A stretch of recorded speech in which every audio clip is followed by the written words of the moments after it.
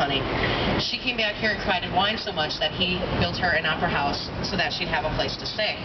Now, the reason they say it's shaped like a chair is that Inzel wanted his spirit to be able to forever sit in that chair and turn his back to New York City for being so mean to his girlfriend.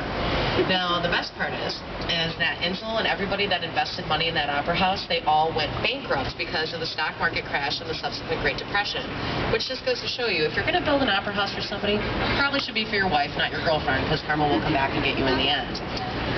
Now, this little building on our right with the corrugated steel ribbons on the front of it is a 1958 office building, and it's the only example of the industrial or international style design that's left on the Chicago River.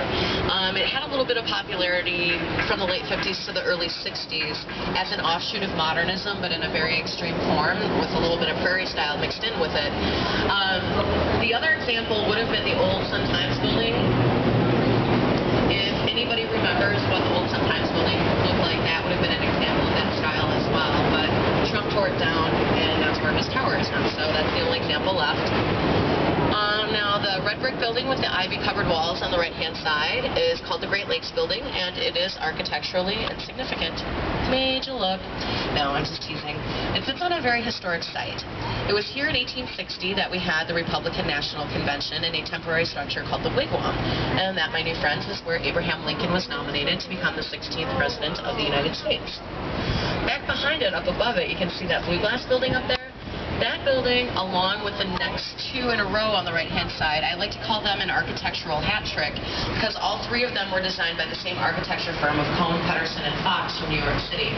The blue one is the newest one of the three. It was built in 2002, and up at the top it showcases its mechanical equipment for its elevators, which is usually pretty odd, but at night they light it up. And they can change the colors of it, red, white, and blue for the 4th, green for St. Pat's, you know, stuff like that. So that's a pretty cool building. And then next door to it is 333 West Wacker. This was Kohn Pedersen and Fox's first commission in Chicago. It was built in 1983 and is a perfect example of contextual architecture. It's got that glass curtain wall that curves to follow the bend of the river.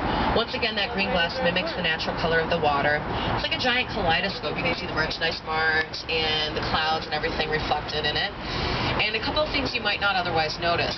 There's circled louvered vents at the corners of the building.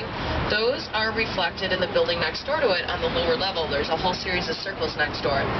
The other thing is the columns that flank the front doors and are on the corners as well. Those have 8 sides to them. If you look across the river to the Merchandise Mart, those turrets up there, those have 8 sides as well. So they really put a lot of thought into the details of that building. Now, on a more fun note, anybody remember Ferris Bueller's Day Off? That's where Ferris's dad worked. If you watch that movie really close, they flash that building real quick, and one of our competitors, both by the way, as he's talking on the phone to his dad from the office. Now, 225 West Wacker, here next door to it, is a transitional building. You can see this building from a lot of different points along the river, so it's a marriage of styles. It's got the shiny mirrored glass windows of the more modern buildings that are represented on the South Branch mostly, but it's also got the stone or masonry on the front, like the older buildings that are on the main branch, so that no matter which way you see that building from, it blends in seamlessly. Now, when they topped off that building in 1989, they actually built a 7-foot top hat that they marched around the loop and then put on the top of that building. It's not there anymore, so you don't have to look. They put it on top of that building for a little bit to show how dignified and austere it was.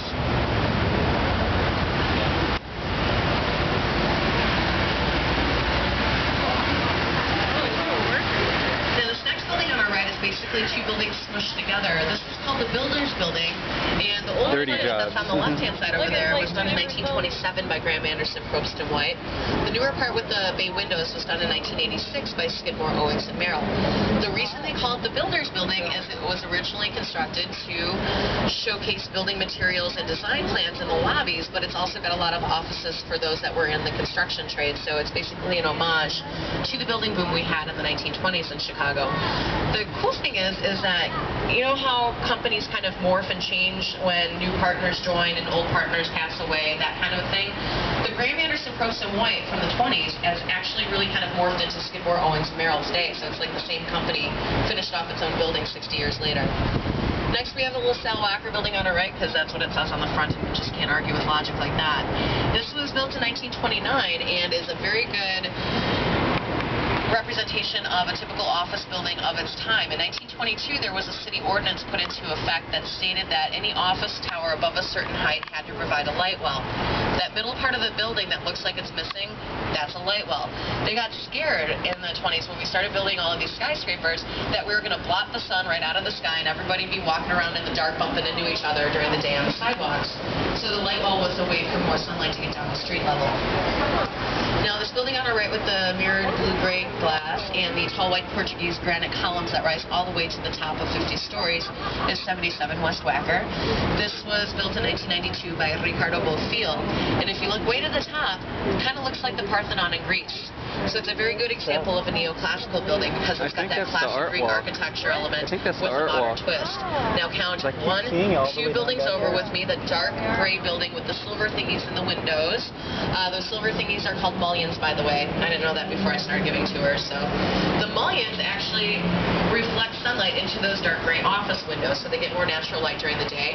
This is called the Leo Burnett building because the advertising agency by the same name occupies most of it. It was done by Kevin Roche and John Dinkeloo in 1989. And Leo Burnett is the largest ad agency in Chicago. They have created such memorable commercial characters as the Jolly Green Giant, Tony the Tiger, and those 3 lovable little scamps on your Rice Krispies box, Snap, Crackle, and Pop. Now, you can probably, those in the back can see it. There's a dark gray building, green building with a gold leaf top on it. And we're going straight here, so it's going to come into view ahead of us off to the right. It's the only time you can really see this building on the tour. Dark green building with a gold leaf top. That's the old Carbide and Carbon building by the Burnham Brothers. It's now the Hard Rock Hotel, so you can go inside there and see the beautiful marble lobby. But what does it remind you of with the dark green bottom and the gold leaf top? Champagne bottle. They designed it during